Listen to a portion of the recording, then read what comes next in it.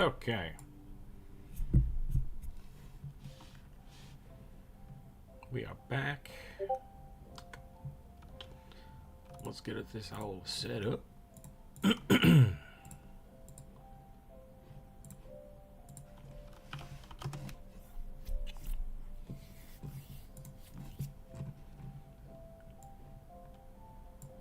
Necromancer, human fighter. We got some good ones today.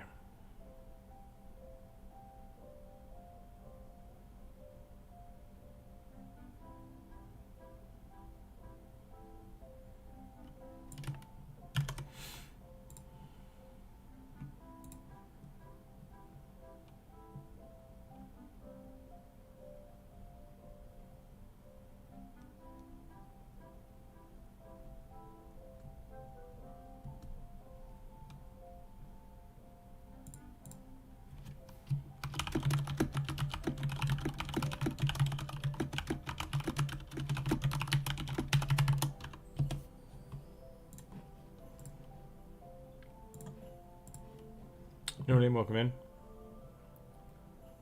Border, welcome in. Just setting up the list here, and then we'll get some sketches going. Draw some rugbies.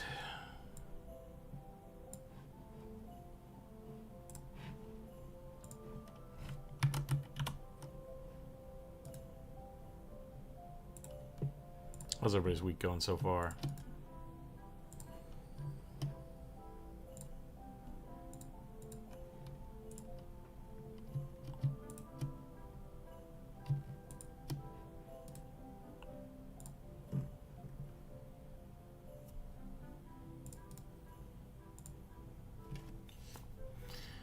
Okie dokie. Let's get this going.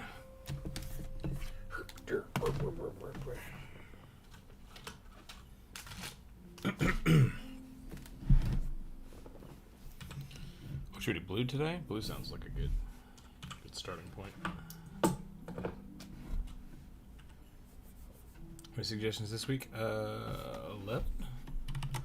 I think we have 11. 11 or 12, something like that.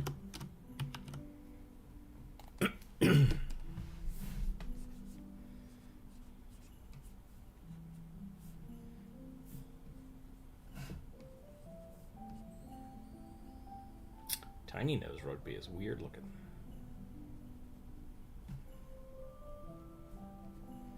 He's got that big old schnoz.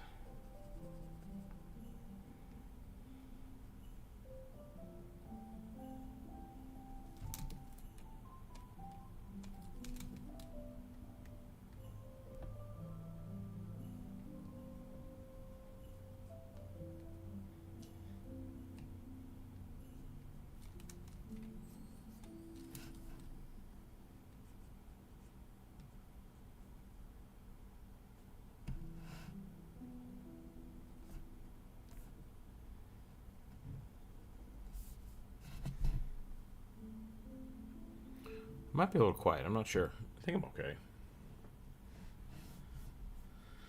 Keep getting weird pings on my mic.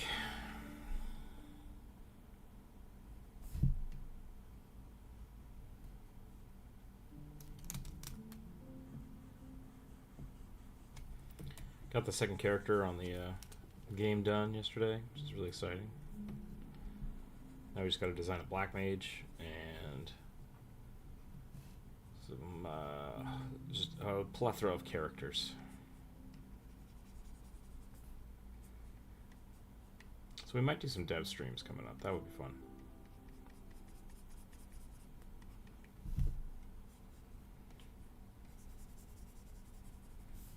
I've been doing that in Discord a little bit more. Just working on that, so.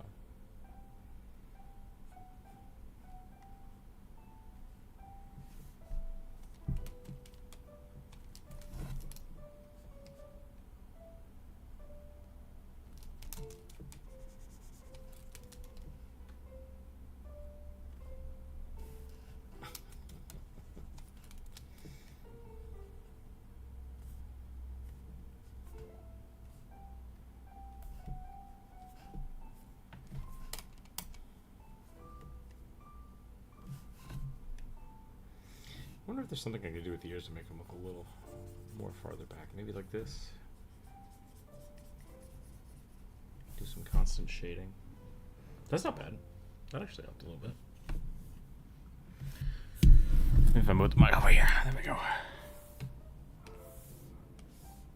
Whoop. I'm struggling with the little mage character I'm trying to make for this game, because all the characters are supposed to have masks, and I don't know what to make a mask for a wizard. Usually give him a beard or something. I think I'm just gonna go like orb. Give him the big old collar and the coat.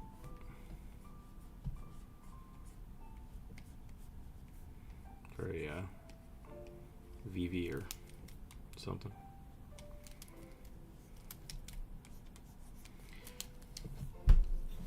Do you know the giant elephant with the barbed wire between their tusks in Lord of the Rings? Yeah. You want to make that a cool D&D weapon, but don't know how?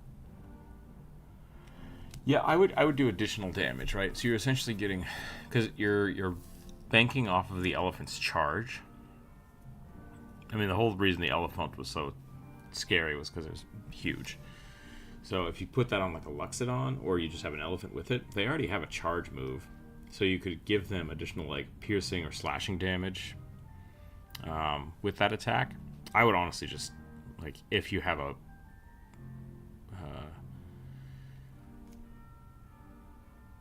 how do I say this? You have a normal stampede move, yes, for your animal. Putting something on the tusks in front of it, maybe it gives them a trip attack on it. Maybe you can knock people over. Maybe you just up the damage die by 1 die. That could be good. You could apply a bleed effect to it, like if they don't already have the gore move, which I think Minotaurs do. You could apply slashing, like I said, apply slashing to it. What you're doing is just augmenting that attack, right?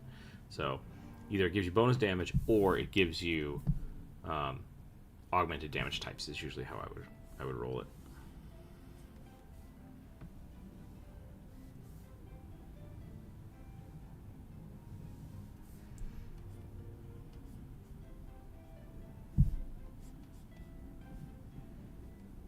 I think this will be our little wizard. I think I'm going to leave his face completely blank. Maybe we put a spiral or something on it. That could be interesting. Yeah, just little swirls. And then when he goes fire, his head will just be on fire. I guess the hat could be on fire, though.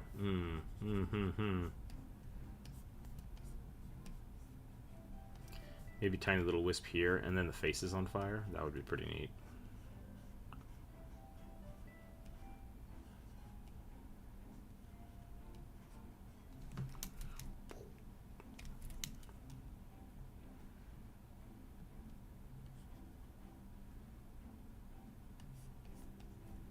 Yeah, it's something we can play with.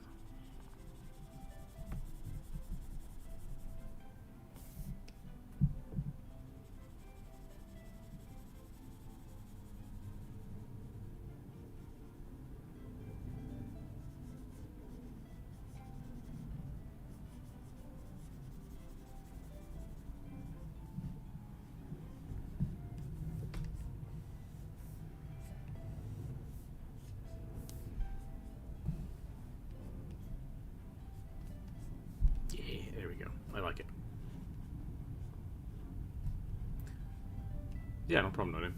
Feel free to run stuff by. Like, it's just if you have an idea, like, what about this? And we can talk about it. So I think that's fun. I love that kind of theory crafting, right? Like, that's my big thing when you're making like new weapons, new characters, new feats. It might actually be worth looking at some other monsters that have kind of like spiny claws and seeing what abilities they have. Maybe doing something with that. Elliot, welcome in.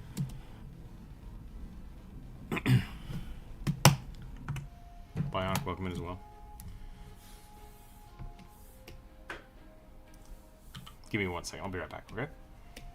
Hang tight.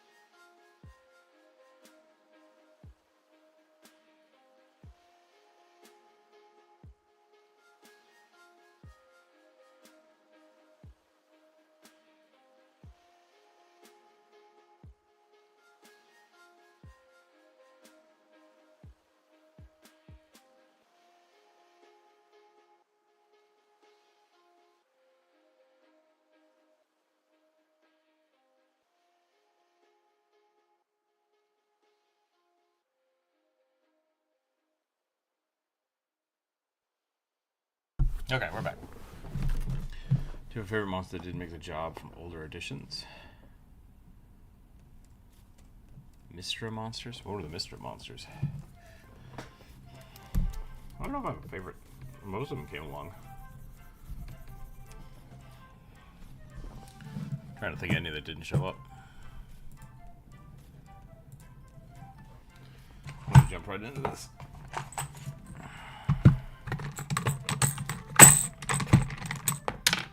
Five. A Triton who resembles an anglerfish. It's a light cleric. That's pretty funny. Okay.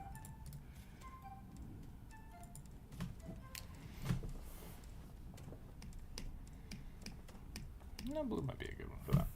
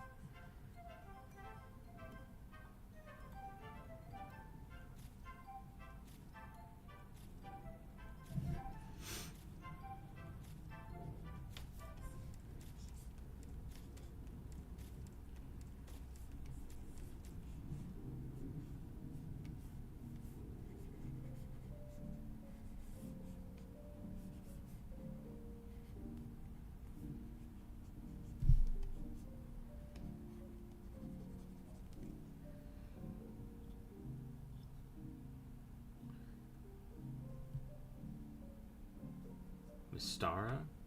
Okay, but what were the monsters?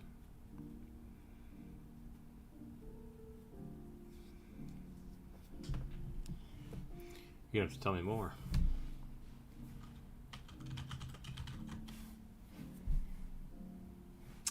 Oh, anglerfish have a... I did that wrong. Hold on.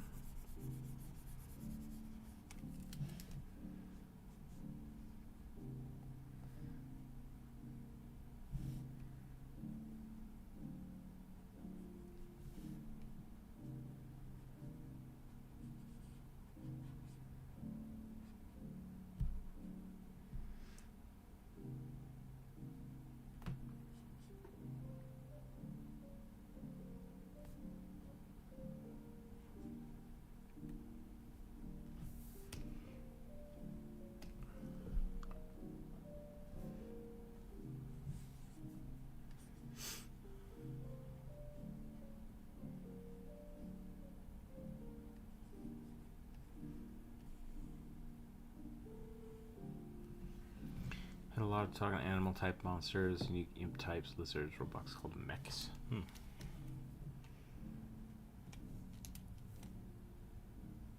Not Mistra, but Mystara? Is that different? Because Mystra is like the goddess of the moon, right? That's Saloon. What am I thinking of?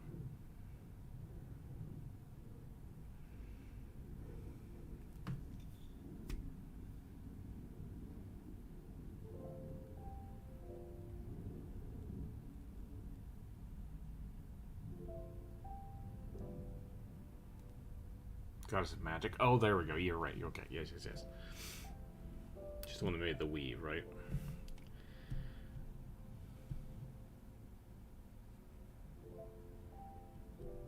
Before the spell plague or whatever.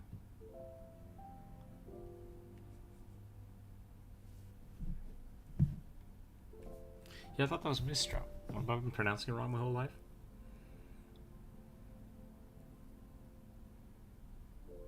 Or is Mistra the goddess of magic? And Mystara is someone different.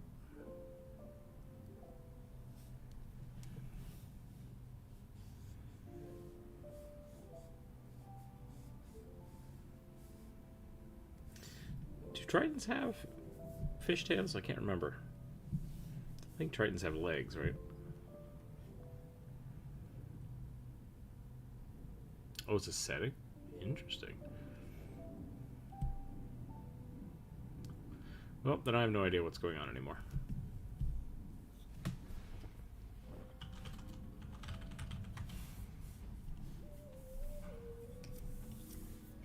Oh, they can't have. They can have both. Okay.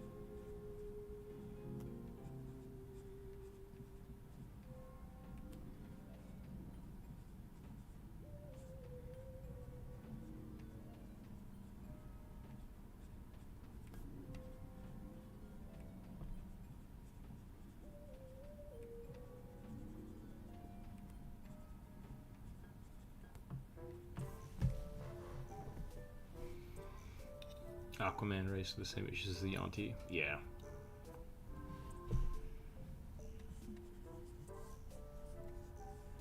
I'm gonna try to make this one look kind of clericy.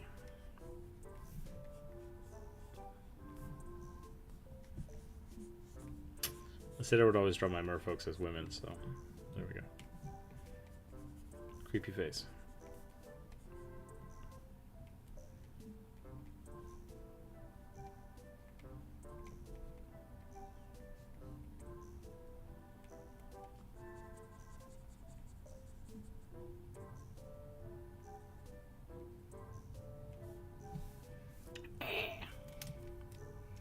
Good alert. Gonna make soup from a sick family. Ooh, good luck.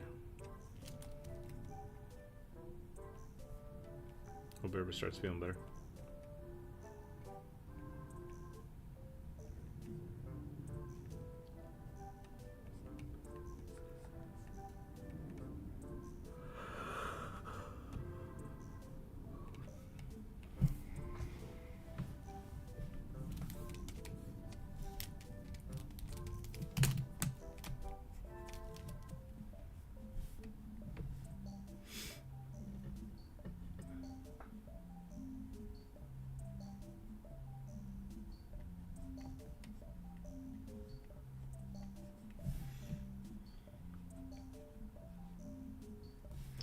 I saw some really cool drawings of some red caps earlier. And oh, their proportions get real weird. And I dig it. So I might start playing with some non beefy boy drawings. This is what I usually do. So I might get real bony with it and see what happens. Especially for something like an anglerfish. And we'll see how that goes.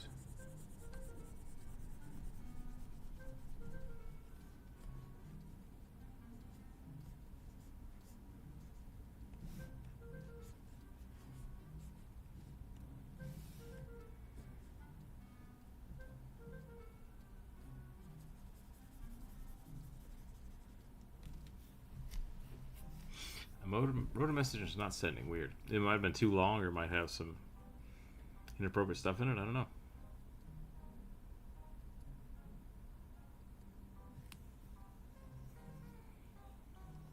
No YouTube has sub. Oh, censorship. But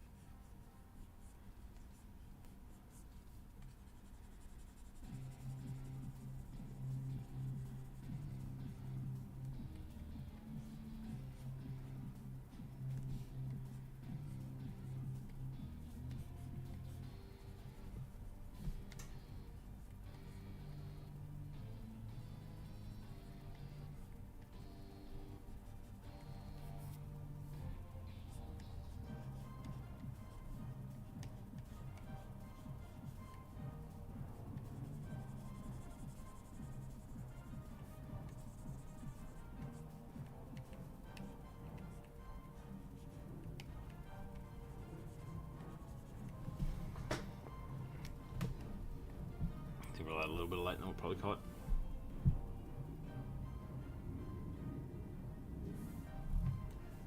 Underwater, yeah, we can. Basically, anything 3-dimensional is not conducive for tabletop RPGs. It gets very complicated very quick. 5e specifically is not designed for large-scale 3D things.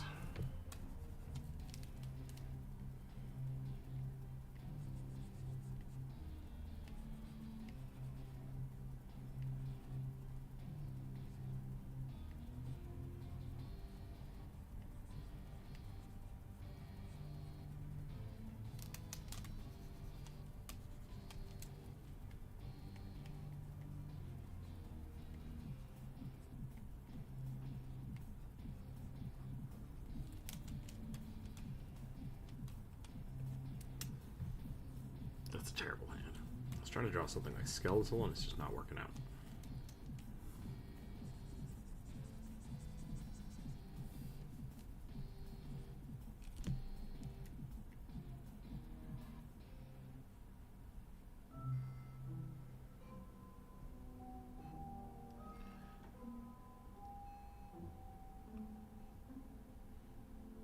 You're literally creating blocked lines of sight battlefield as you play. Oh, tunneling. Yeah, tunneling can go too. I mean, but the thing with the way I've always done tunneling is it's like the same way you would do stealth. Like if you're underground, they have a general idea of where you are, but like they can't see you. You're just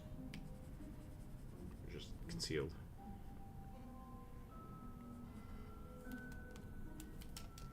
Or burrow speeds, I guess is another way to look at it.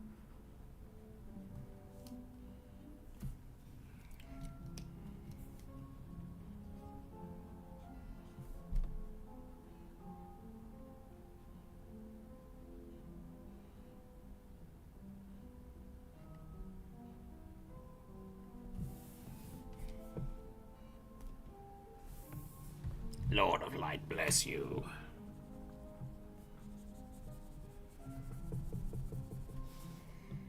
I'm gonna call that one there. That got weird and terrifying. Oh, I'll put it on the other one. Hold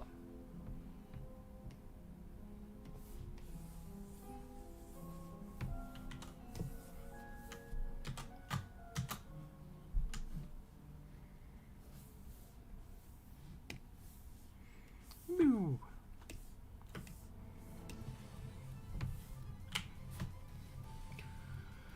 It's a shame because I made a bunch of really cool underwater dragons when I was new and didn't realize the 30s didn't work out. I mean, you can still use them. There's nothing wrong with using them. Or you could just develop a system that works better for 3D comp. The other thing, what I have done in the past, is basically there's a variant rule for 5e, which I think came from 3.5, which is the non-Euclidean rules. So if something is within your range, regardless of height, you can hit it. Which doesn't make a lot of sense, but basically a fight where something can fly super high in the air isn't a fight that can be dealt with, right? So it's just like, unless the thing is down close enough to fight them where it can hit them, then it doesn't matter at that point. So 3, because like the biggest thing about the way to counteract this, I'm gonna draw a lizard folk cannibal chef, which is going to be great. But I want to explain this non-Euclidean thing. The idea here is that... get some red in here. Oh, there we go. You have your grid, right? So if your character's standing here, he has a 5-foot range. He can attack anything in these squares, and it doesn't matter how high they are. Which feels really stupid when you have... Like, I'm an archer. I just float up here and I attack with a bow. It doesn't make a lot of sense when you're talking about like a bow versus a sword. But if this thing has claws, right, and on its turn it flies down and attacks you and then flies back up, this person basically is taking their turn while the creature is within range. So like the bow situation is kind of bullshit, which is why like I'm a ranged character that has to fire a bow. It's like you can't fire a bow while you're flying in the air. It's gonna make you fall 10 feet and then someone's gonna attack you. It's just something you have to keep track of. So it works for most situations, but there are some weird edge cases like creatures that just hover, right? Hover's a good way to counteract that. But in those instances, you could just say, my character is never within range of you during this turn, so you can't attack them this turn. Player went into the hole after the monster. That's interesting. That's interesting. A lot of the burrow mechanics don't say that it leaves holes for that reason. Like you're literally just pushing dirt around and it collapses behind you. So, but I've also done that. I've also had like kobolds that are mining and stuff, leaving holes behind. People can chase after that. That's really fun, and that can be a lot of fun because then you're only exploring this little bit of a time what you can see, and that can add a lot of cool tension to the game. So I dig it. Lizard folk. Here we go. Lizard folk chef. Should we give him a bunch of bone armor?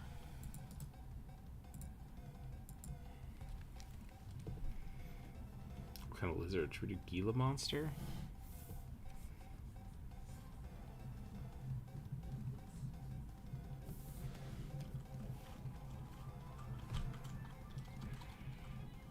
There's some really cool Triton art out there. I don't know who does it. A lot of it I think is for Magic the Gathering, but God, it looks good.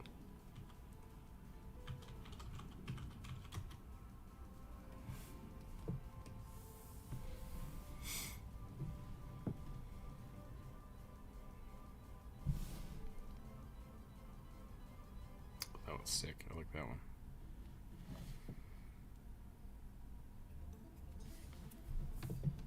Looks like a dinosaur.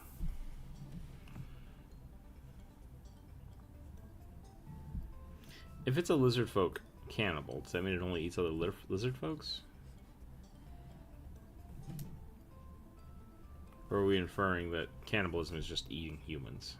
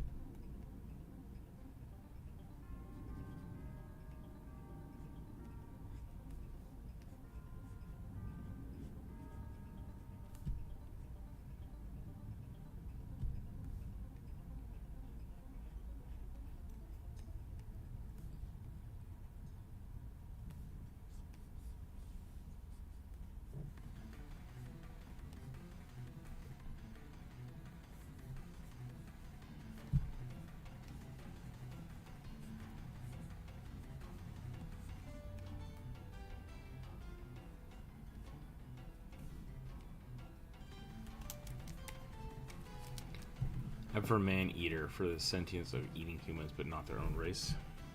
Okay. Yeah, because cannibalism is kind of a specific thing. Like the word has scientific meaning. But in D&D does it count? If you eat a hamburger, you're not a cannibal. What about a minotaur steak?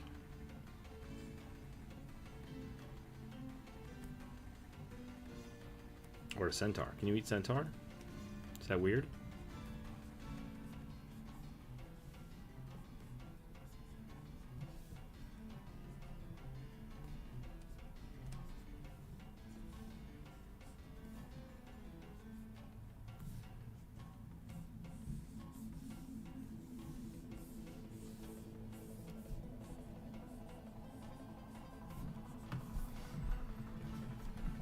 I was trying to go for iguana here, and I don't think I did right. I don't think I done did it.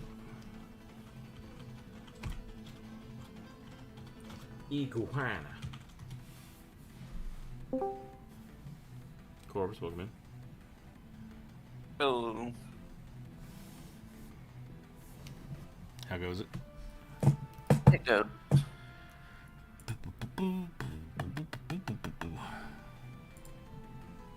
Oh, I just realized the bird's not turned on. That's my bad. I'll be right back. Okay.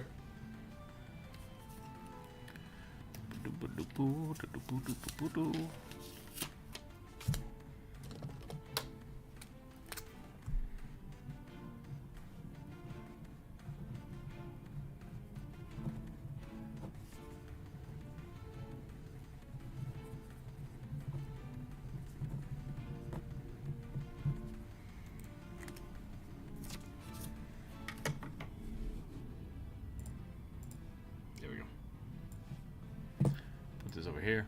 Let me shrink it. Oh, why is this so small? What happened? There we go. Iguanas. Iguanas have a cool face. They just have a cool face. Go like these. And you got these weird neck testicle things. I don't know what that's about, if I'm being totally honest.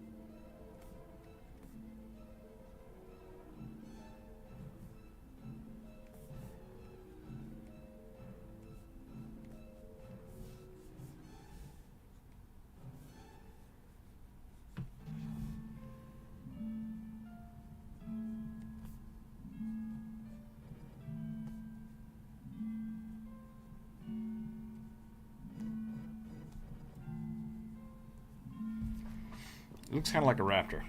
I don't know what I've done here. He's not looking like a chef, though. So we gotta figure that out. We gotta give him like a Monster energy drink and a vape. And then he'll look like a, he'll look like a chef. I think it's like a gizzard? I don't know. So they also have the waddle. So we'll make sure we give him the waddle.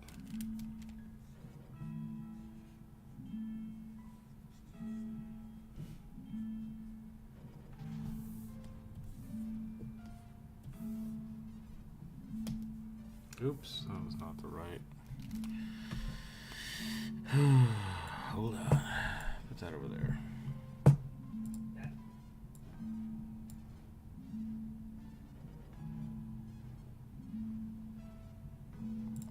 Okay, there we go.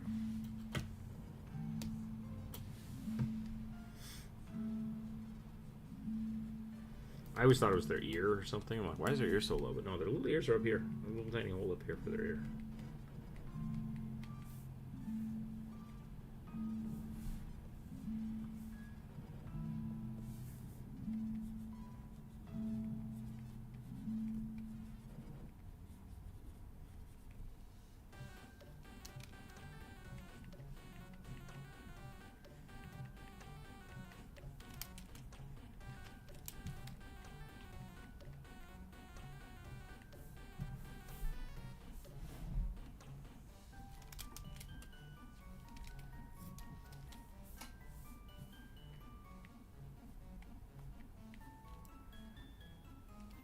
No, that's okay.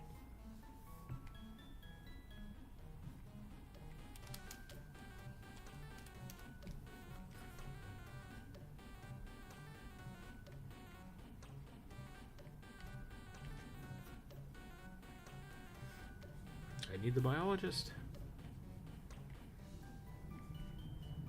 What is it? I just don't know what the weird giant cheek haunch is on a iguana. I think it's an iguana. Why they got the cheek goop?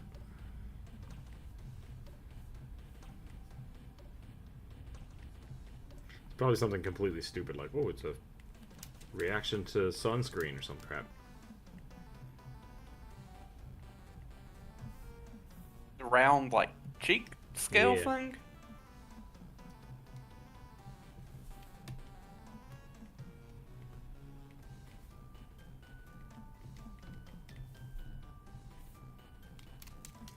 Okay, we're gonna get rid of the skull and we're just gonna give him a chef hat.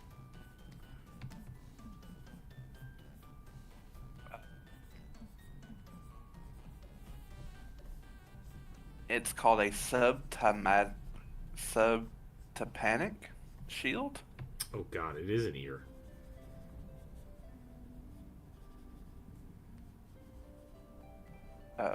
Lower, so below the ear, shield. Subtympanic. Is that what that means? Yeah. Because their ear's right here, so it is a chunk of metal below their ear, or a chunk of armor below their ear. Maybe it's for protection from biting or something. When they bite each other.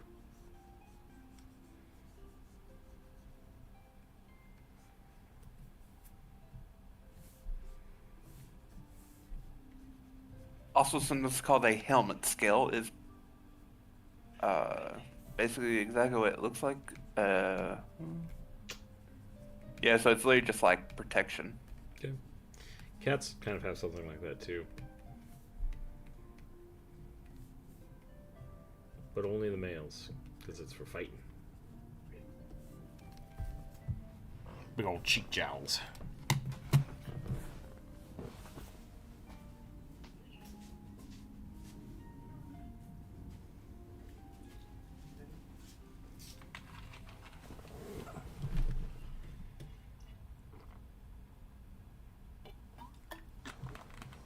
I just stepped back and saw what I'm drawing.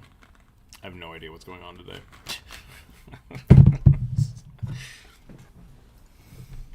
Oh, apparently they actually don't have much of a purpose. Yeah, it sounds like it's just... Like, some people think it's almost like eyes on butterflies. Oh.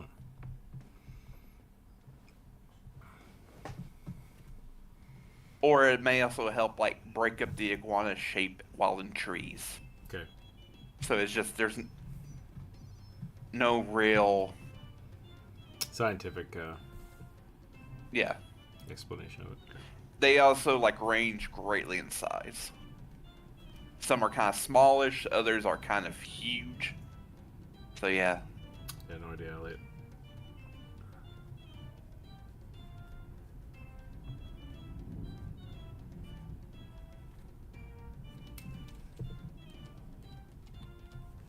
For some reason, my Instagram feed is a lot of like pimple popping videos, Gross. which I'm not into. So it's like, why do you keep showing me this stuff? I just skip all of these. But the alternative is like, in that community, apparently there's a sect of people that like, I was gonna say peeling lizard skin, but that's not right. Lizard skin, like, shed their skin, and and sometimes they need help doing that, especially like ones that live in cages, because they don't move around a lot, and so like that's big. It's a weird part of the pimple popping internet is people helping lizards shed. Yep.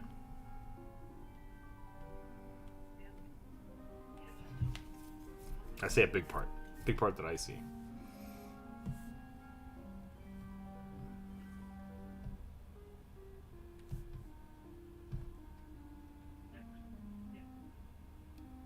Shrimp parasite people? I haven't even seen that. Now it's probably going to show up on my feed, though, that we talked about it.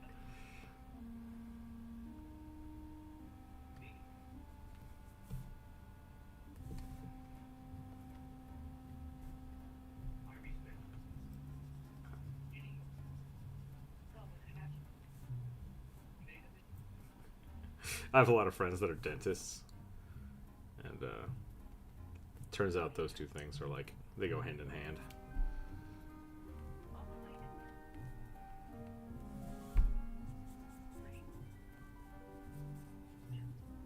So there must be some part of our animal brain that's like,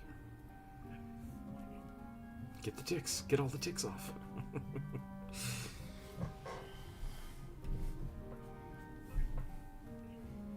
Grooming random animals to improve their lives, yeah. Oh, I know what you're talking about, yeah.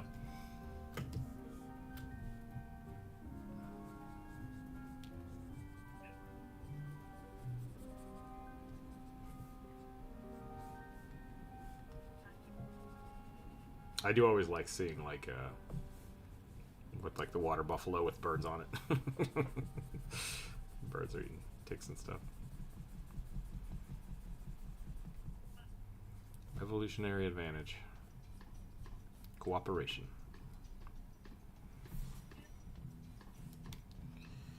What are you up to today, Corvus? Not a lot. I pumped up my grandpa's tires on his truck. That's about all I've done today. Did you have an air compressor or did you have to use like a bicycle pump? Oh, we have an air compressor. Okay. Little tiny one. He also has one, but I don't know why he doesn't use it. I don't know if it broke down or something, but he has a huge one in his shed. And just like, why don't you use it? Somebody I know went and watched some of those like animal hoof doctor things, and it like flooded my feed for a month, and I just kept like, don't send me this, do not send me this, stop sending this, and it keeps popping up. It's like, please don't. Yeah, I don't want to watch this. I might be a little bit to blame because I've sent you like sheep shearing stuff occasionally. That could I think be. that's kind of cool. And like that's goes hand in hand with like, because I've also been getting like hoof people who've been fixing cow hooves, and like, I don't know, that's gross. I mean, I know somebody that used my YouTube and did this to me. Oh, So. but yeah. I mean, it's because like I think it's kind of cool how people shear sheep. Yeah, shearing sheep is fine. It's not as gross. No. At least not visually gross. Not It probably normally. smells worse. Sometimes it's gross. Yeah. It's always funny when they're like, hey, we found a sheep that's been missing for 6 weeks. And it looks like it's just like a meatball with legs. Like, please. Yep. Help. Help me. Yep. Always shear your sheep. Yep. Okay, I don't know what else to do with this guy, so we're just going to call it. Unless you have a particular type of sheep that naturally sheds its wool. Which there's a few of them that do.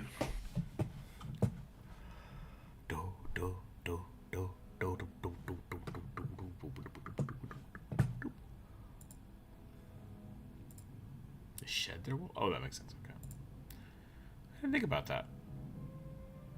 What? Sheep shedding wool? Yeah.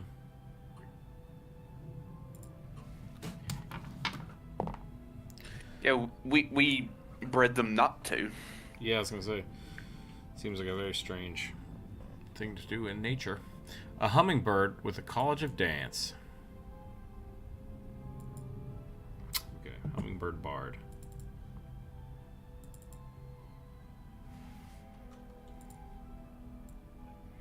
Should I do a Aarakocra or should I just actually draw a hummingbird? Diminutive Aarakocra. Mm-hmm. Come on, crack, Joe Rogan. That's what all hummingbirds say all the time.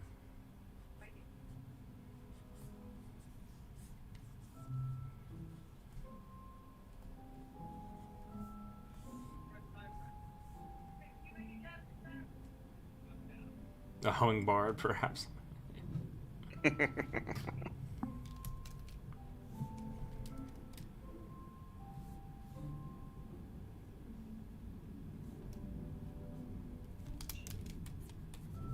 But yeah, oh, God. The person I watched about sheep shearing, she talked about once how sheep used to look not much similar from goats in terms of just like how their wool was. Okay. And then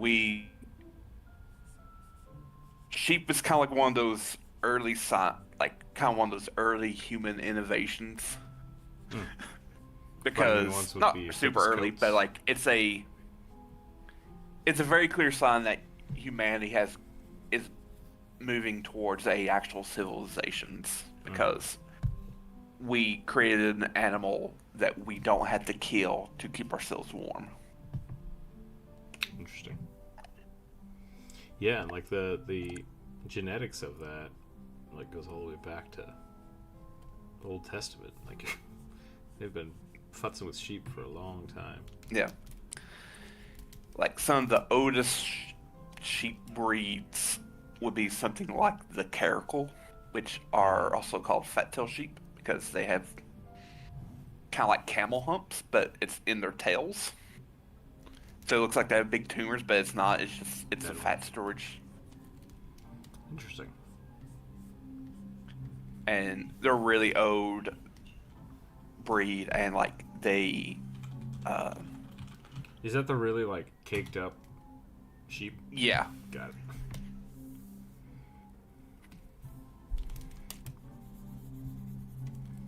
I see memes of them all the time. yeah, they're really common in like places like Uzbekistan, Kazakhstan, Iran, like the really kind of harsh deserty areas. Butt camels.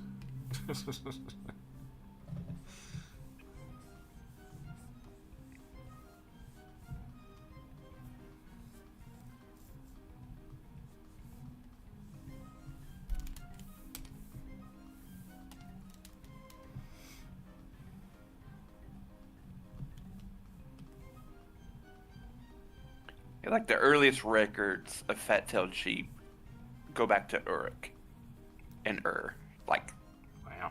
some of the first cities in the world. So they be old. Do hummingbirds have feet? Oh my god, they're so tiny. Well, yeah, they don't just. They do actually sit down occasionally when they go into torpor.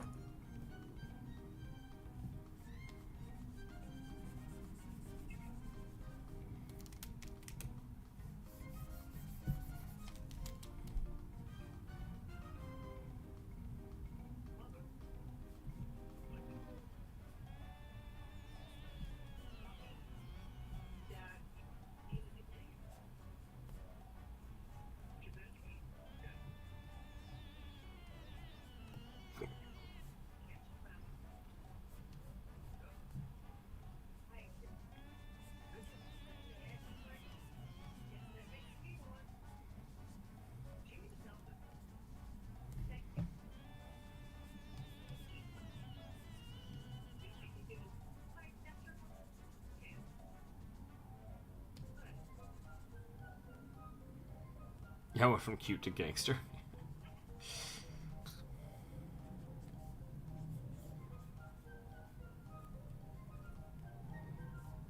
The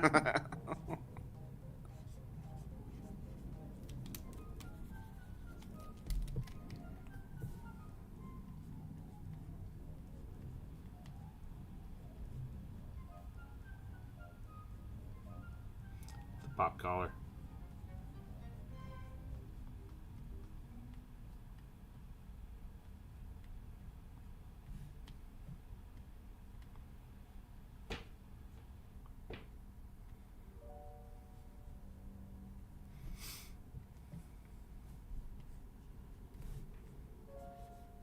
Would hummingbirds just always have haste?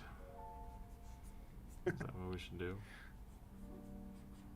As long as they drink so much sugar per day. That's kind of like the merfolk thing, though, right? And like it's like, hey, you get all these cool superpowers, but if you don't touch water, you die. You just die. Just Yep. The Azure Caddy are kind of similar because where they're cursed, they have to spend at least, I think, every 24 hours they have to be submerged in like water for like up to an hour to like rehydrate their gills. Okay.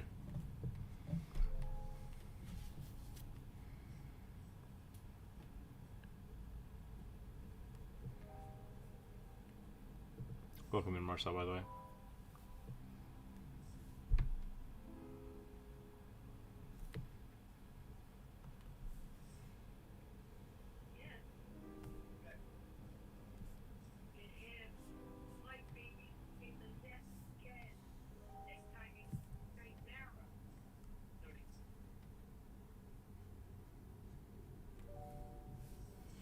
I want to give him a little hat.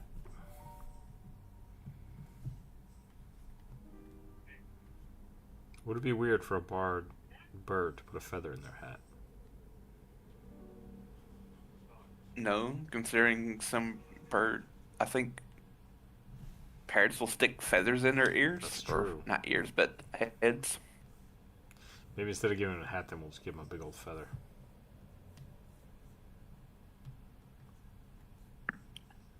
Angry eyelashes, yeah.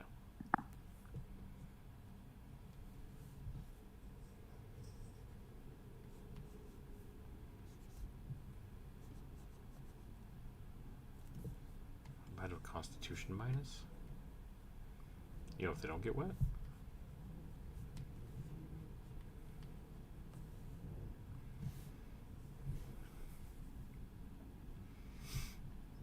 I mean, they are birds. Birds are not exactly known for being sturdy. Unless you're an ostrich or an emu.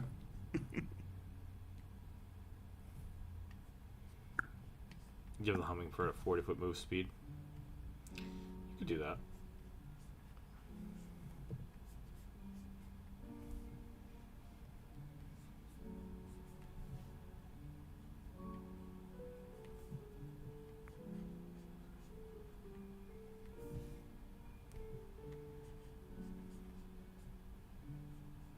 So I started reading some DC comics recently, and I've realized I was reading one about Batwoman.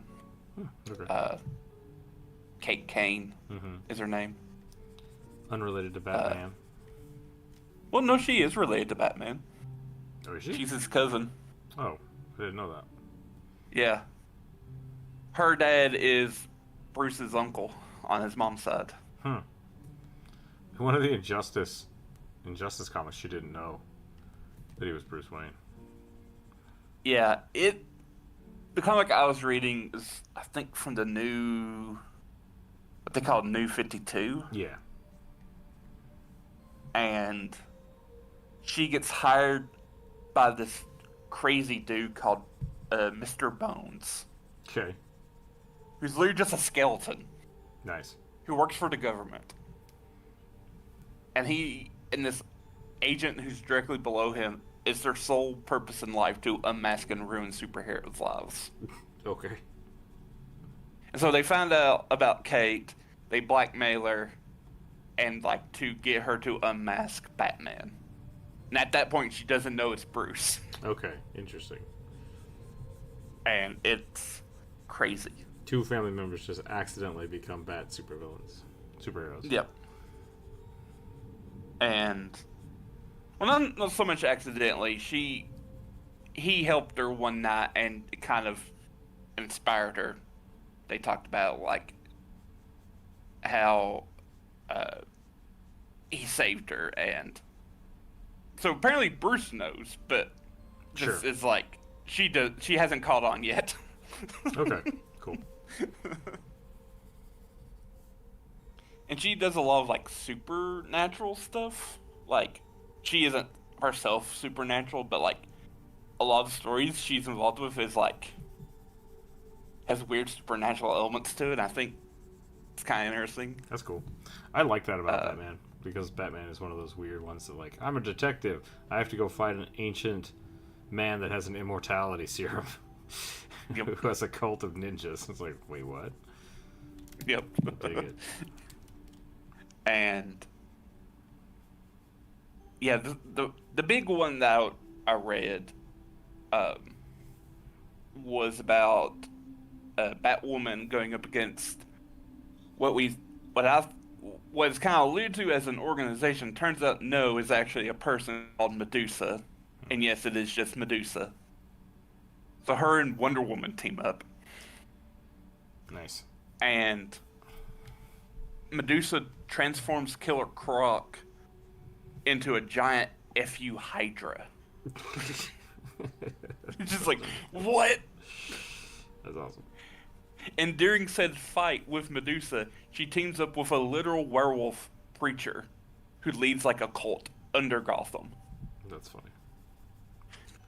And just like, this is bonkers. Maybe So, try yeah. 2 turns with 2 actions instead of 1 turn with 3 actions. But you get 2 turns with 3 actions as normal. 2 turns with 1 action. Like, you take 2 turns. You could do the exact same thing and just say you get 4 actions, which is what haste does. Yeah. Normally with like, I guess less, it'd be like you have the quicken condition for only flying. Be an easy way of doing it. You can do that too. You limit its uses. Because that's how a lot of times like the quicken condition works outside of haste. You're right. So like there are things where like you get the quicken action where you can either use it to step stride and that's it, or to stride and attack or something like that. I forgot about the quicken action. That would probably work Yep. best. Mini haste. Because the haste spell just gives you the omnipotent quickened conditioned, Okay.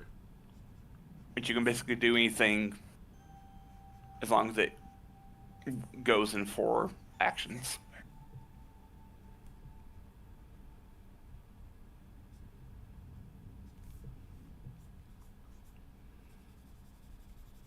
If you haven't seen the video about the, I think it's a Z Frank video about hummingbirds farting on people. I guess they're not I hummingbirds, have seen. but they're little birds. I think maybe they're No, hummingbirds. they are hummingbirds. You should watch that. It's really funny. Yeah. So this is Mr. Bones, or Director Bones. Nice. Is that Blue Beetle? Yeah, and that particular thing I saw Blue Beetle. Apparently, has been after everyone. Nice.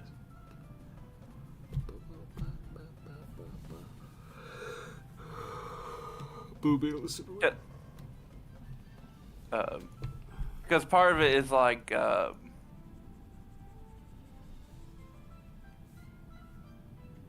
the reason like the agent that's below him, Agent Case or Chase, that's her name, Chase, is like her dad was like a mass vigilante and he ends up getting killed, and so she's like blames every superhero ever, and so she wants to like bring them all down, and her sister's like, you need therapy. Yeah.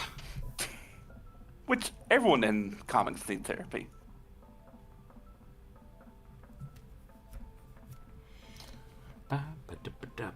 Okay, I think I'm done with Birdman here.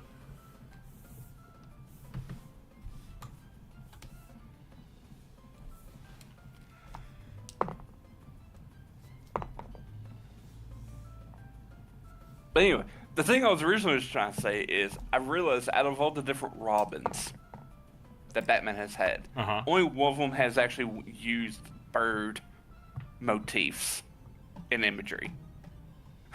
Robin? Yeah. And that's Red Robin, which is Tim Drake. Okay. Because he has like a big bird wing cape that he flies Oh around yeah, he's got with. the little spiky cape.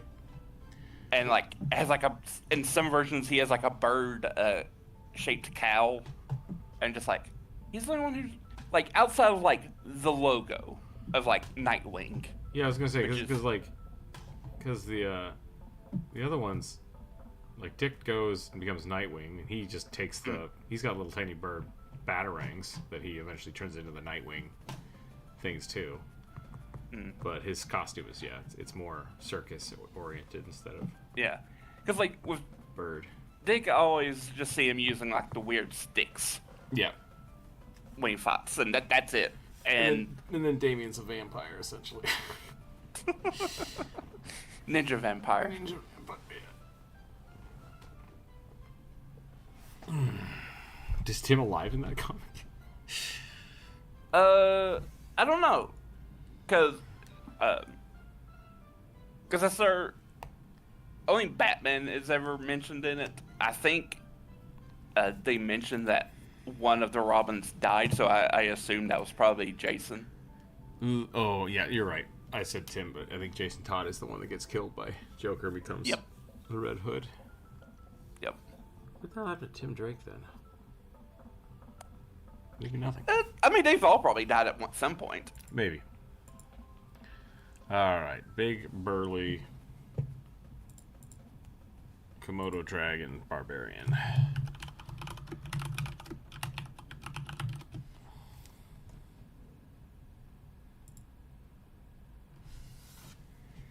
It's a lizard day. Komodo dragons are weird looking. They're very snake-like. Very snake-like.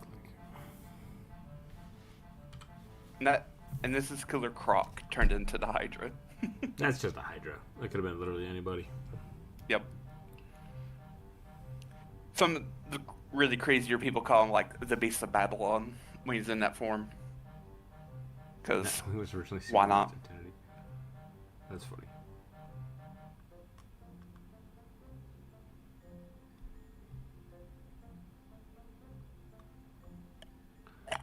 Action economy needs some explanation, please. The 2213. So in D&D, you get an action, standard action, a bonus action, and a move action, right? No. No. Action and standard action, same thing. In 5e. Yeah. So you have action. You get a standard action. Yep. And then no bonus action. That's Pathfinder. Bonus action and move. And that's that's what I said. So. I thought you were meaning like action, standard action as like a separate thing. No. Sorry. So you can only use this to move. Bonus action has very specific usage, and a standard action can be used to attack, can be used to do a bonus action, or you can be used to move. Right, so you could move in one turn in 5e. In Pathfinder, it is a three-point system. You have 3 actions that are unspecified, and you can do anything you want with them, essentially. So sometimes casting spells takes 1, 2, or 3 actions, so you could use your whole turn to cast a 3-action spell. Or you could attack 3 times, or you could move 3 times. Or you could do move twice and attack. Yeah. So Pathfinder is much more open-ended.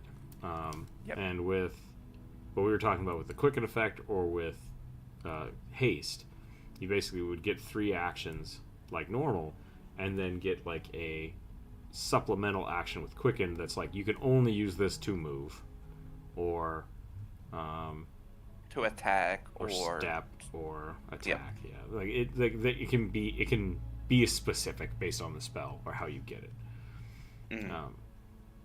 With haste, normal haste, I believe it's just a bonus action that you can do anything you want with, except cast a spell, I believe. I mean, like, there's no spells that allow you to cast four slots, so it doesn't really matter. But are you referring to D&D haste or Pathfinder haste? Pathfinder haste. I think it is just. I think it's an additional action that allows you to step, attack, or move. Because otherwise, you'd be able to cast two spells. And maybe you can. Okay. Like if it's cast on you by someone else. Yeah. And you have spells, you can totally cast like 2 spells. No name. I'm drawing a Gila monster barbarian. I thought you were drawing Komodo dragon. Komodo dragon. Sorry. I did. I have a reference up of a Komodo dragon. I just said Gila monster. That's my bad. The Quicken spell or haste gives you the Quicken condition that can be used for and can use the extra action each round for only strike or stride actions. Okay. If you heighten it to level 7, you can do it on 6 creatures. Nice. Boost.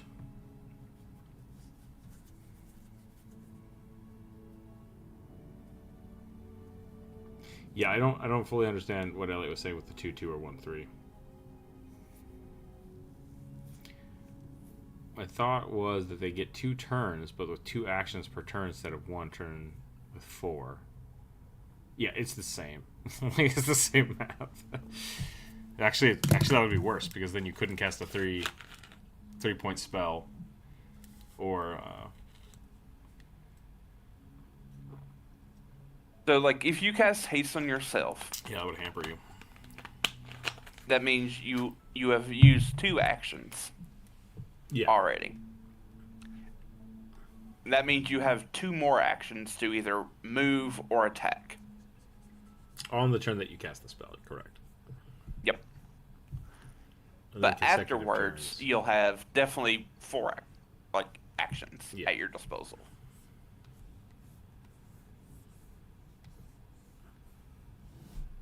Twice in the initiative order per round. Yeah, But also, 2 unlike separate turns. That would be weird.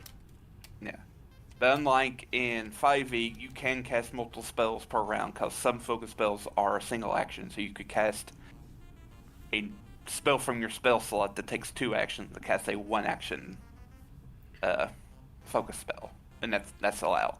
Because I know some people were like arguing, like, no, it's not allowed, and it's like I kept reading, like, no, it is. Like, what are you talking about? Like, there's no restriction on how many spells you can Yeah, cast as long as you have the actions for them. I think that was a Matt Mercer thing. Oh no, it was where I first was reading. It was on a Pathfinder forum thing. Well, no, sorry. I think the misconception comes from Matt Mercer because he started letting people do kind of Pathfinder based stuff in 5e, but he had to caveat, like, but you can't do 2 spells in a round. Just won't let you do that. And it's like, Yeah. if the action economy makes sense, I just let it happen. I don't care. Yeah, So, because like I'm pretty sure that is a rule in 5e where like if the spell is an action, you can't cast another spell. yeah, and I'm pretty sure that's to stop people from like haste griefing, which was a thing in 3.5, where it's just like I pause the turn, so I get another turn, and then I give myself haste, and then I give myself another turn, and I use that spell to cast another spell. It's like stop what you're doing. Just So, yeah, I think they tried to limit that kind of stuff. Elliot, the idea of going twice in one round is interesting to me, but I don't see any benefits to it because with Deep 5e, sure, you're just getting 2 rounds, right? You're getting 2 actions. That's way better than haste. But if you're just splitting up your 4 actions across 2 turns, you could just take the first turn and delay your turn and then have 4 actions again. So I don't foresee. It's basically rolling initiative with advantage and then taking the worst number. But I'd be interesting to play with that. Like giving someone two actions in a round could be really cool as like a just something that happens. Like whether it's a magical item or a spell. I'd like to see how that would play out. That has some interesting implications. Because remember, like, turns are supposed to be happening at the same time. That's the biggest thing. Yeah. Initiative roll plus 10. Yeah, you could do that. Are we still talking about the hummingbird? Is that what we're trying to figure out?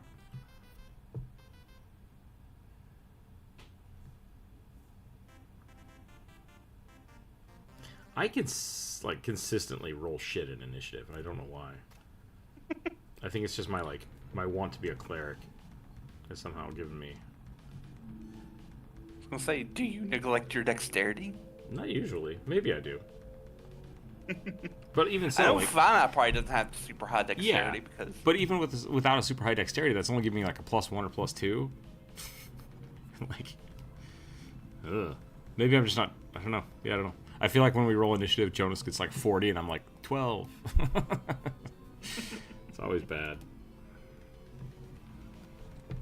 Yeah, because like initiative is something that, unless like people have been taking like there's like a general feat that like gives you a bonus to initiative. Mm-hmm. Most people have been taking that.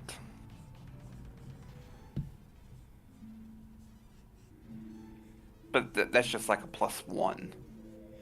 I really like the idea of, like when you do planning, like pre-combat planning. I usually just give people a surprise round. Like, yeah, I'll let you guys do one action, not one turn, one action before the fight starts, and then the fight will start with initiative order.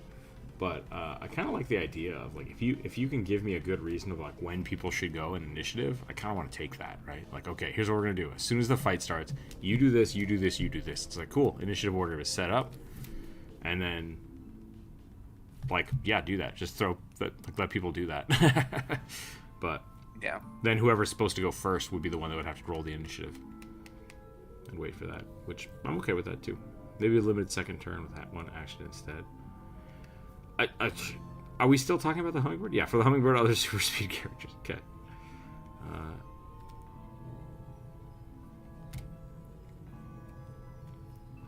So Elliot, that once again is just now you've given them 2 extra actions instead of 1 action, which is better than haste. So double haste. Yeah. I don't know. Triple haste. Triple haste. Yeah. Why not? I think you're overthinking it. I think your initial spread of bonus movement speed is smart.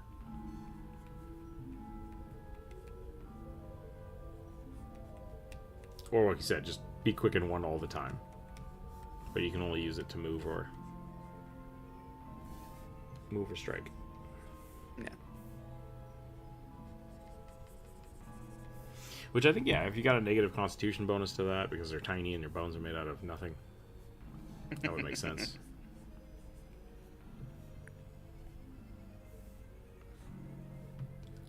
A lot of that's calculated into being a tiny creature, too.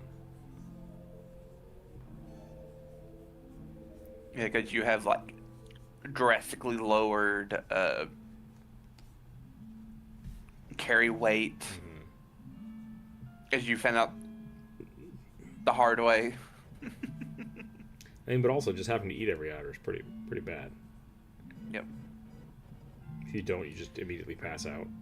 Just has like a big like football beer can hat with like sugar syrup in it. Can't carry it though. You have to figure out someone to carry all your. Because if you start the day with, if you have to drink 4 times your weight in water every day, sugar water, are you carrying around 5 times your weight worth of water on your back? What are we drawing? What is that? A gallon? Maybe, depending on how big you are. Yeah. We're drawing a Komodo dragon barbarian. That's what I'm drawing right now.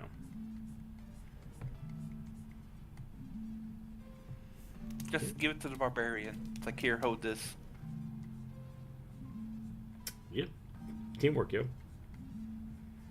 Make it happen. Let's make it happen, Captain. I'm gonna give him double brass knuckles because he's so big. Is it weird that I want to own brass knuckles? I guess. I'm pretty sure it's illegal here, so like I don't, but they just seem fun. Pretty sure they're kind of like illegal in most states. Yes, that is true.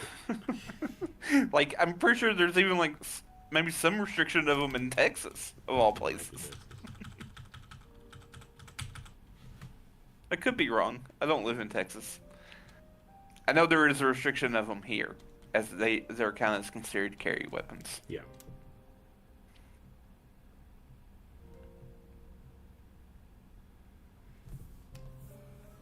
Oh, boy's awake.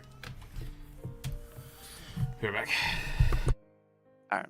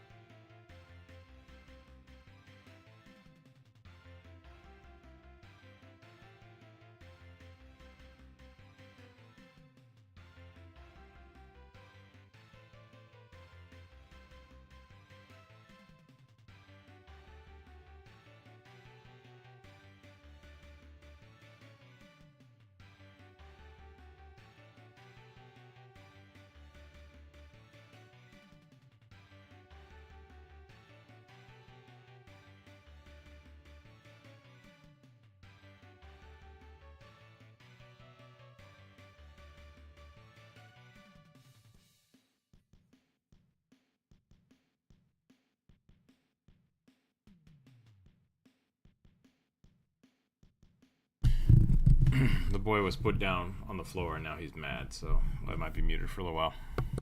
Okay. I'm gonna say, I can't hear him.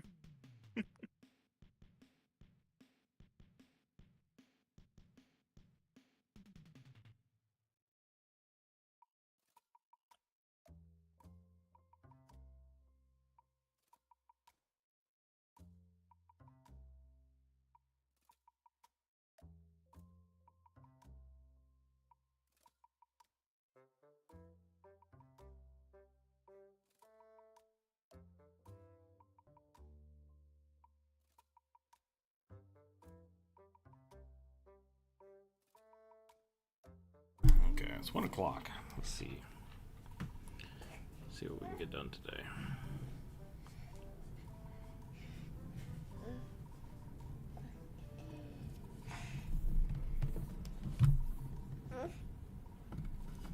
No kid.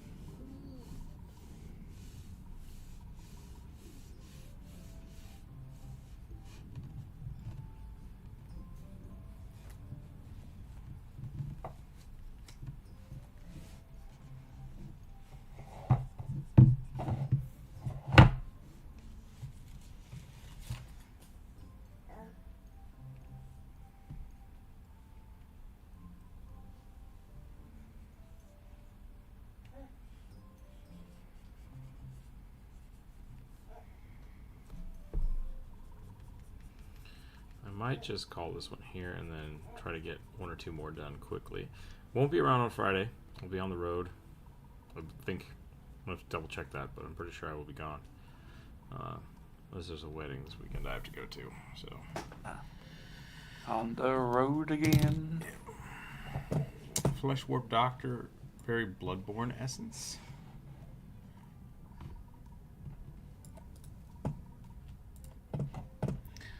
There's a new game coming out called Clockwork something or other. Mm-hmm. And I watched the trailer for it. There was like no clockwork stuff in it for the first 2 minutes of the trailer. I was like, what is this game about? It looks like kind of like a Wolfenstein, Bioshock kind of thing.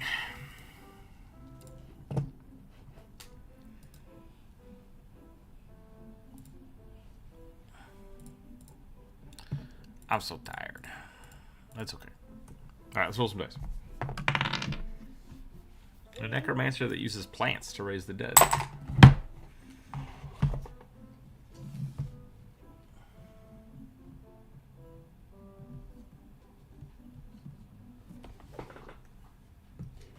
Kid, I don't know where you keep finding all this pen shit. Take it away from you, you're gonna get mad at me.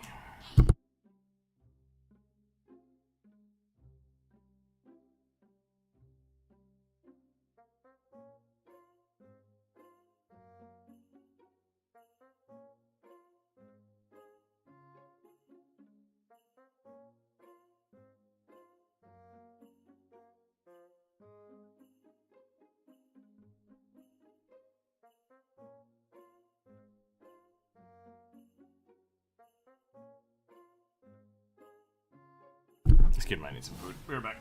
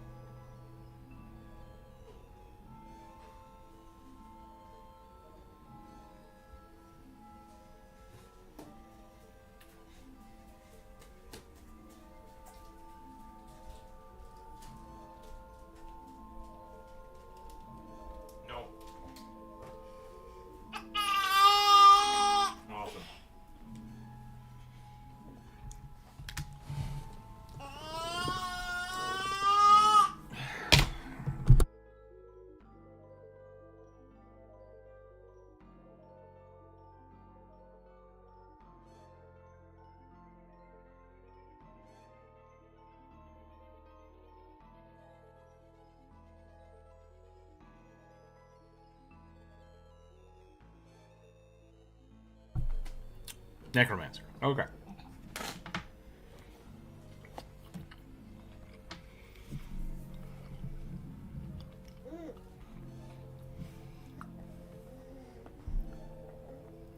A plant necromancer is essentially just an ooze, right?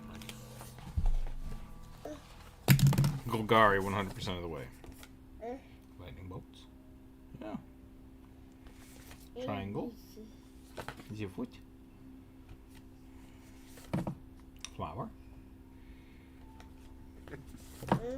Tomato. Lips. Leaves. Sunshine. Carrot. Hand. Gotta do the flashcards real quick. Turkey leg.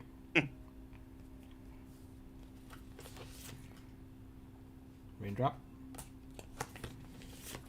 Apple. Eyeball.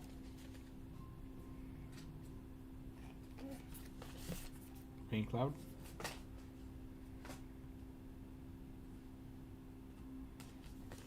Flower. Fox.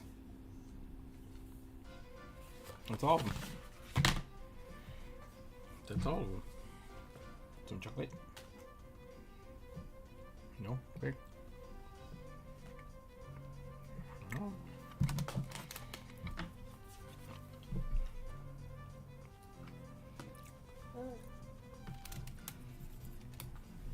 Yeah, necromancer, plant necromancer seems like very Magic the Gathering.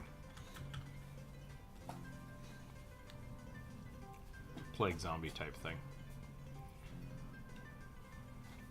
Maybe not plague zombie. The shambling hordes. Yeah.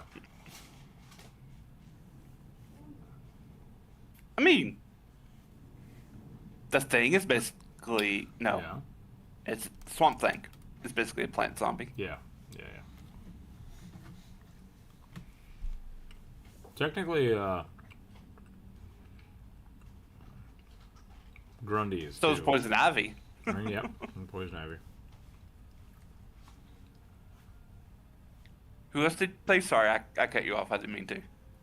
Grundy. Oh, yeah. If I remember right, I guess there's Plant Thing and then Man Thing are the same. Swamp Thing and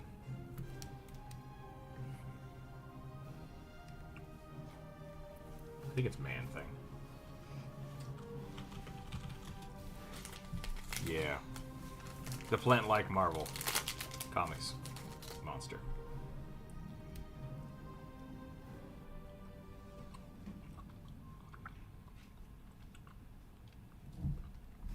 Does Swamp Thing have any cool powers?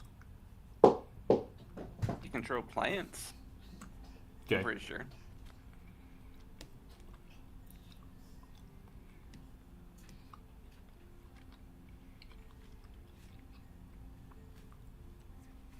I mean, the Man Thing makes you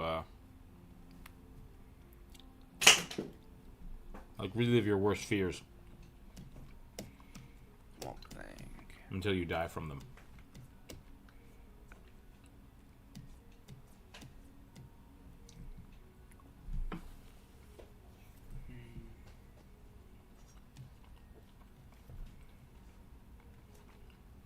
Abilities, often the embodiment of the cosmic energies connected to all plant life, i.e., the green,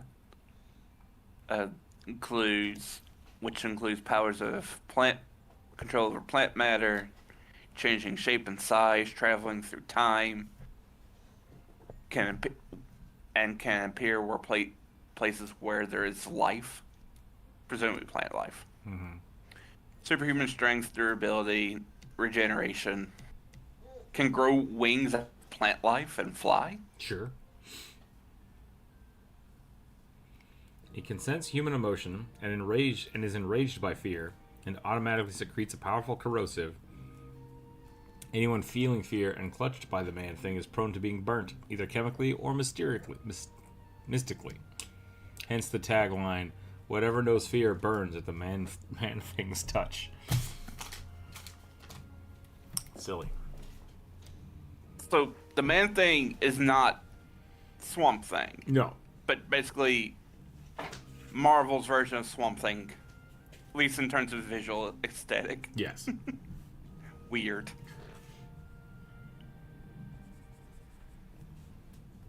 And then DC has Swamp Thing and Grundy, which are very similar in nature. Yeah. Because, like, if I remember right, because it's been a while, because I think they talked about Grundy in maybe a John Constantine thing, or maybe Justice League thing. Could be. I watched once. That he died and he was, like, thrown into the swamp where Swamp Thing was living in. Correct. And that kind of just infused them with Supernatural Swamp Thing. Bog immortality. Yep. Yep. Swamp Thing and Ghost Rider Man-Thing? Kind of, yeah. Grundy of the Grey Earth, too. I don't know what that is. That could be... Oh, it's on Earth, too. Okay. Solomon Grundy. Born on a Monday? Died on a Tuesday? I don't know. I know it's like a song as well. Yeah, I mean, the song is what I think is based on. Is what the character's based off of.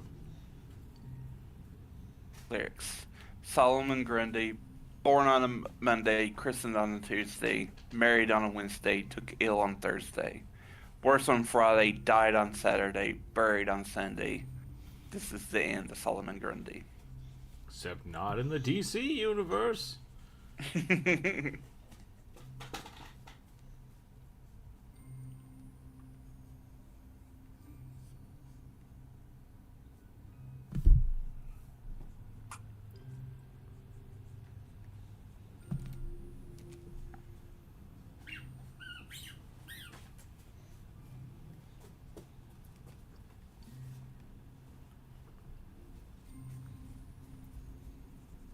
Such a weird nursery rhyme. They're all pretty weird.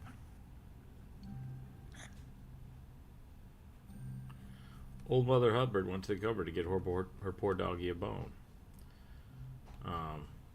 There's a whole bunch of that song, and I can't tell if her poor doggy is supposed to be her husband, or she's actually just like dressing her dog up to pretend to be her husband.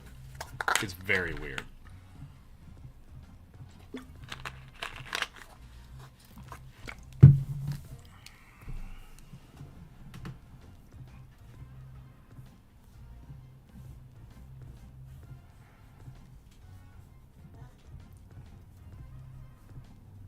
Old Mother Hubbard went to her cupboard to give her poor dog a bone. When she came there, the cupboard was bare, and so the poor dog had none. Keep going.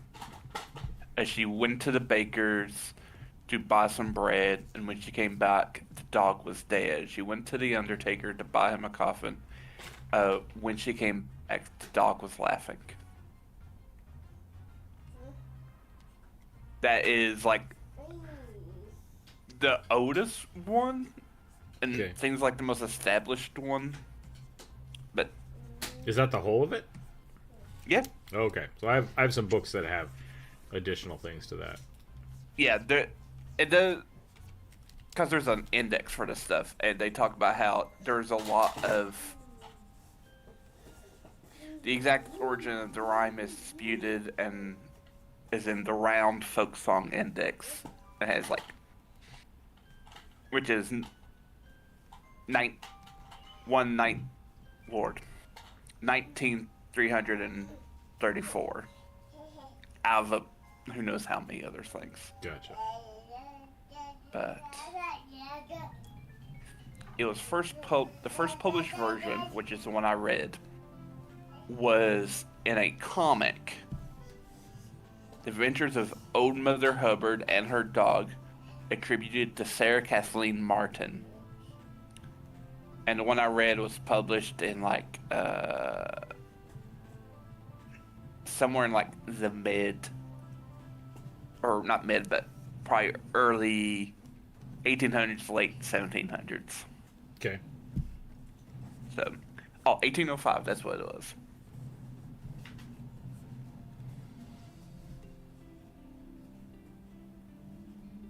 But yeah, it's just a weird rhyme.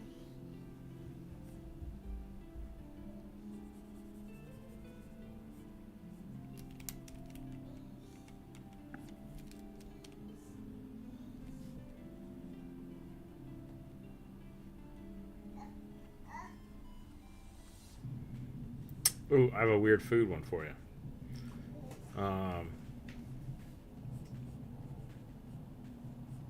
There's another line where it says she went to the butcher to buy some meat. When she came back, she laid the dead at her feet.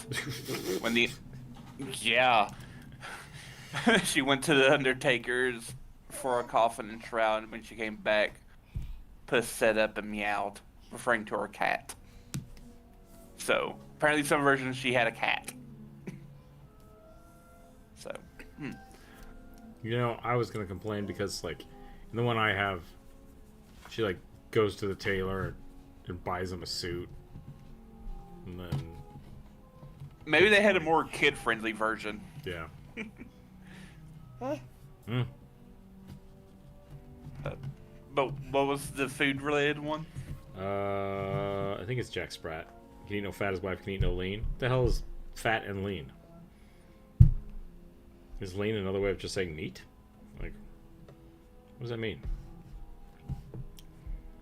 Okay, let me read the rhyme. Jack Splat could not eat no fat, his wife could eat no lean. So between them you both see they licked the platter clean. So basically, way I understand it is he ate the lean, she ate the fat. Yeah, I mean that's yes, that's what I refer to it from. But what the hell is lean? Is that just referring to the non-fatty part of the meat? You've never heard of lean? Not only in this context. I've only heard that term in this context. Wow, this is surprising. So, like, lean meat is non-fatty meat. So, tenderloin, for instance, a lot of times has no fat cap on it. Okay, so we're talking about fat cap. Yeah, or just meat that has, like, fine marbling a lot of times. So, like, Because like I've heard of like lean meat or lean. When people say lean meat, I think of like chicken, or I think of like yeah, I mean that is lean. large, Yeah, for sure. like, yeah, thick cut steaks of like sirloin steak, right, with no fat yeah. on it. Right, sure. So basically, it's just lean meat is meat without fat in it or on it. Just straight up calling it lean though is not specific enough for me to be like, I know what that is. If you told me to go get some lean, I'd be like, that could be anything. Yeah.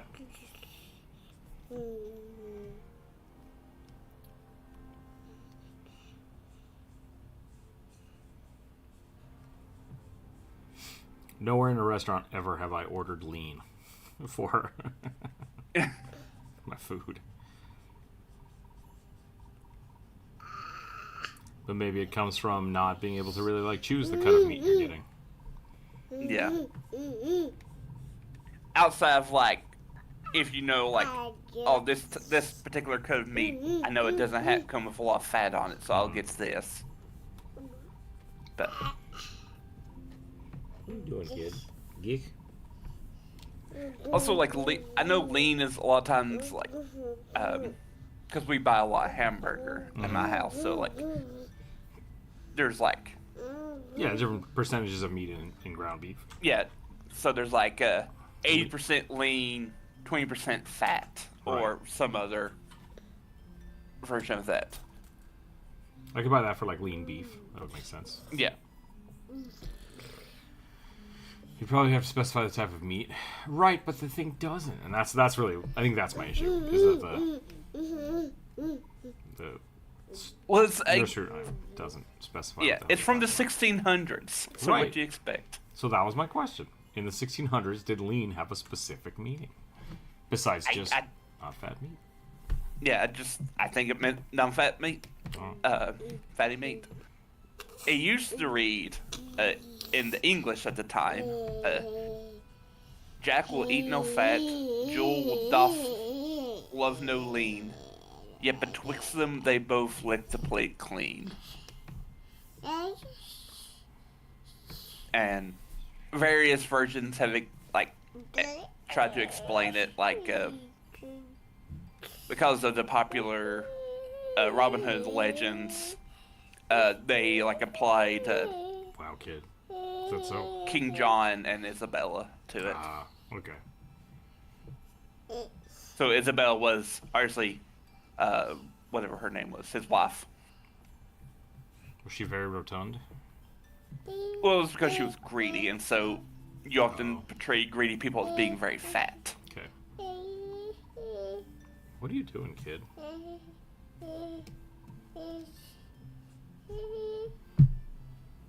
Sounds like he's singing. Yep. Something.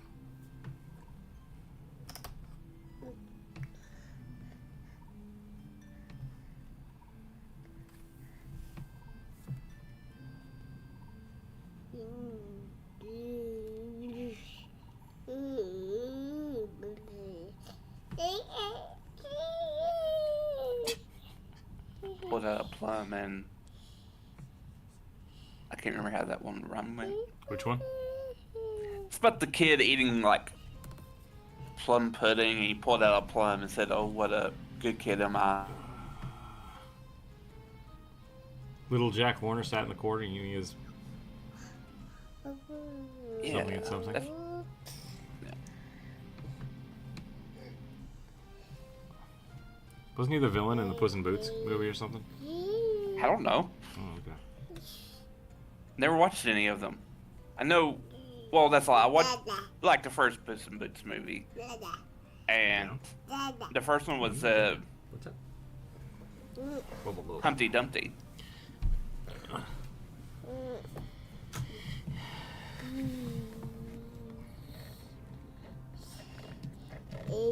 Little Jack Horner sat in the corner eating his Christmas pie. He pulled out his thumb and pulled out a plum and said, "Oh, what a good boy am I." Look what I have done. You having fun, kid?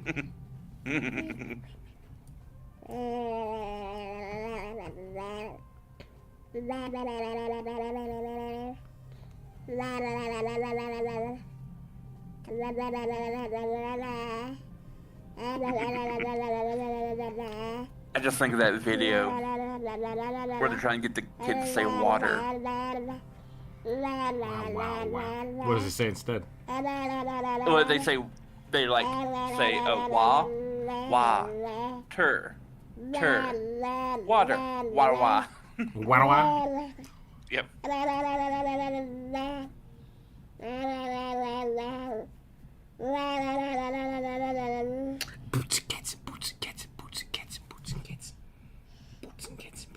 You love music. I don't know why you love music so much.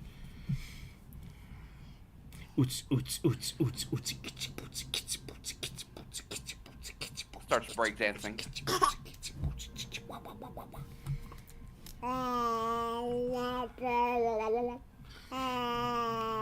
Have you seen the... Oh, no, he's doing it to himself. That's funny. I've invented a new noise you can make, apparently. There's a guy, beatboxing, and then he'll just grab his dog's muzzle, and the dog's just like... That was pretty funny. Blah, blah, blah, blah, blah, blah, blah. Apparently this is the only thing we want right now.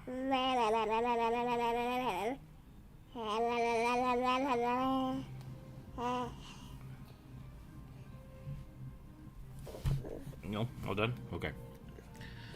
Alright, let's do one more. We'll do one more and then we'll call it. I don't know if we'll get through this one, but we'll try. I rolled a 17 and there's only 7 of them, so that's not good. No, we can't have a... You keep putting them in your mouth. A human fighter with very short hair and 2 swords. Wait, did I say 2 swords in each hand? Okay. Maybe they meant like 2 swords. I don't know. It says 2 swords in each hand. Yeah. Is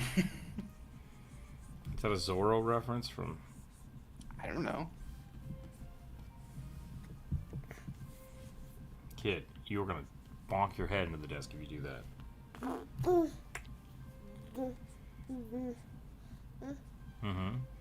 Please don't stick your finger up my nose. No.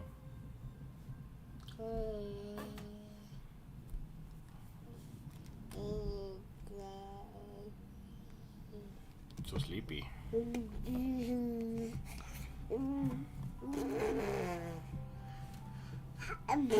Double Darth Maul.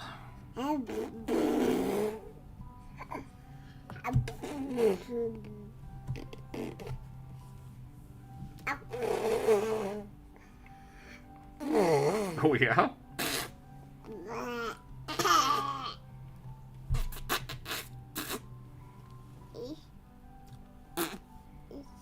Why do we say bless you when people sneeze, but not when they cough? 'Cause I feel like coughing is more dangerous than sneezing is. Did the play? I know some people who do. What's that? I know some people who do say bless you when you cough. Oh, interesting. Apparently I'm just an asshole. Yeah. Nothing new there. Kidding. Who knew? Speaking of assholes, my YouTube keeps getting, my YouTube shorts keep trying to make me watch clips from House. And Wait, what? My YouTube shorts feed keeps making me watch clips from House. Oh, yeah. And it's like, and I get sucked into them so fast. It's just like, maybe I should just watch House. Maybe I should just go back and watch House again. Oh my goodness, this kid is just full of beans.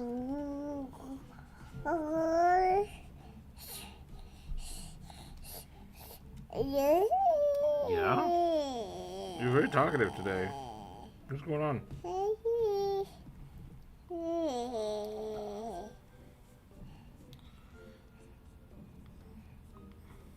Maybe... Yeah, so apparently it's just a super common thing to have some sort of response to people sneezing. Like, almost universal. Bless you. So, like, one of them, this may be, I don't know how to pronounce it. It says, may God forgive you, and you respond, may you live for long. That's like direct English translation. That's interesting. Okay, kid, you got your feet on the desk, and it's driving me crazy. You tired? You sleepy, baby? You just woke up. I don't think you're tired. Why are you so full of beans? Yeah, a lot of them are like, be healthy, health, make good happen. That's weird. So I feel like sneezing is way more common than coughing. Because, like, sneezing can be allergies, it can just be irritants. Mm-hmm. Wow. Yeah?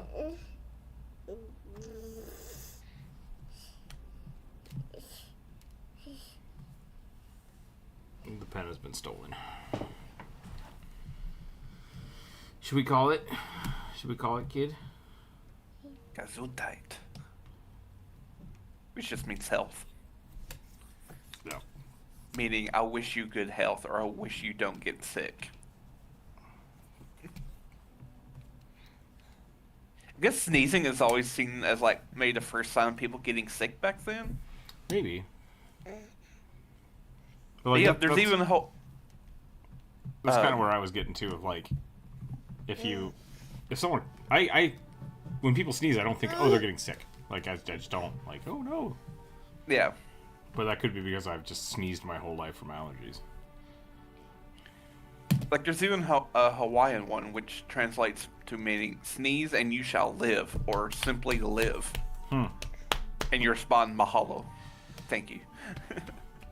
I do like live. Live! Live! Live! Or one just says sorry and the response is thank you. Yep. That's from Igbo. I always say excuse me when I sneeze. I don't know why. I think it's... Apparently Italian is the same as like for toasting, which is a salute. Yeah. Grazie. The Japanese one is kind of funny. In translation of it in English means, "Are you all right?" That's pretty good. Alright, the kid has officially broken the Aggie, so I think we're going to call it there. Thanks for hanging out today, everybody. Thanks for the suggestions. Sorry I didn't get to draw your stuff. If I didn't draw your stuff.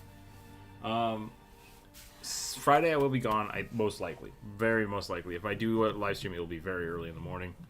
I'm going to try to post a bunch of the stuff from the game this week on Instagram and in the Discord. Because I need help. I need help with what people think looks cool. I need suggestions. I need critique. So I'll start posting that stuff. Feel free to throw me your suggestions and your ideas, and then we'll go from there. But that's all I have for today. So we're gonna call it here. I'll probably go take the kid for a walk and then come back and work on the game in the Discord. So if people want to hang out with that, you're very welcome to. Otherwise, we'll catch you next week. So have a wonderful, wonderful time. Thank you for hanging out today. Thank you for putting up with the boy singing. Yeah, he likes singing. I don't know. He's waving goodbye. All right. Thanks again, everybody. Bye. Stay happy, stay healthy, keep your eyes on the table. We'll catch everybody next time. Thanks for hanging out today, Corvus. Mm-hmm.